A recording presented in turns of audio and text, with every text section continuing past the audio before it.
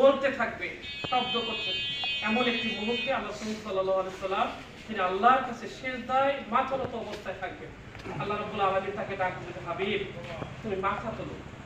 পরিপাটি করে পরিচালনা করার সবার যে আকাঙ্ক্ষা, সেই আকাঙ্ক্ষাকে বাস্তবায়ন করার জন্য আপনাদের ভূমিকা অনেক বেশি। প্রশ্ন বা কোনো কিছু জানার যদি থাকে তাহলে আপনারা এই সময়টুকু করতে পারবেন ইনশাআল্লাহ।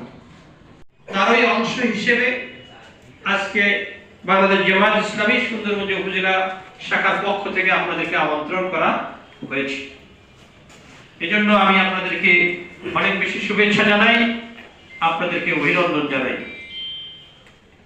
আপনাদের এই অকুতোভয় সাহসী সুন্দর করে সাজাবার জন্য আপনারা লেখার মাধ্যমে, বক্তৃতার মাধ্যমে বেরিয়ে যাচ্ছেন।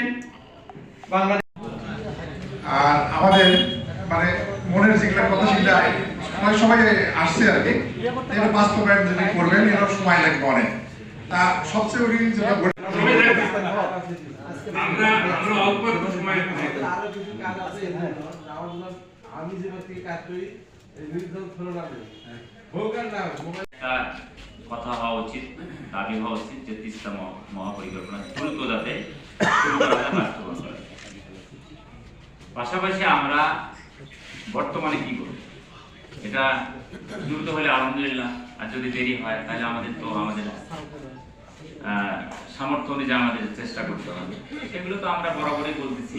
আমরা যেমন নদী ভাঙ্গনকে নিয়ে আমি একাধিকবার মানববন্ধন করেছি ওই এলাকায়, সুযোগ পেয়েছি। আমি আশা করছি আপনার এই খাবার যে এটা খুলে খুলে খাইতে থাকবেন, যারা নামাজের সঙ্গে নামাজ পড়বেন, করে যদি এই অধিবেশনে সবাই থাকেন তাহলে আমাদের কিছু কথা আছে সাংবাদিকদের বিষয়ে। আমরা নতুন করে একটা অধিবেশন করলে অনেক ঝামেলা হয়ে যায়।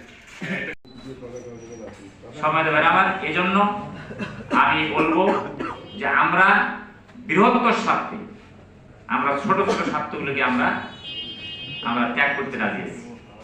সেটা আমরাও আপনাদেরকে হতে হবে। সেটা এই সুন্দরগঞ্জের উন্নয়নের লক্ষ্যে, এই এলাকার মানুষের জীবনমান উন্নয়নের লক্ষ্যে, পরিবর্তনের লক্ষ্যে আমরা আপনাদের অঙ্গাঙ্গিভাবে জড়িত কাজ করবো ইনশাআল্লাহ, এবং সহযোগী হিসেবে আমরা কাজ করব।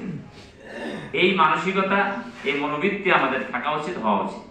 আমি মনে করি আপনাদের মধ্যে সেটা আছে, এবং আমাদেরও আপনারা সেই সহযোগিতা পাবেন ইনশাআল্লাহ।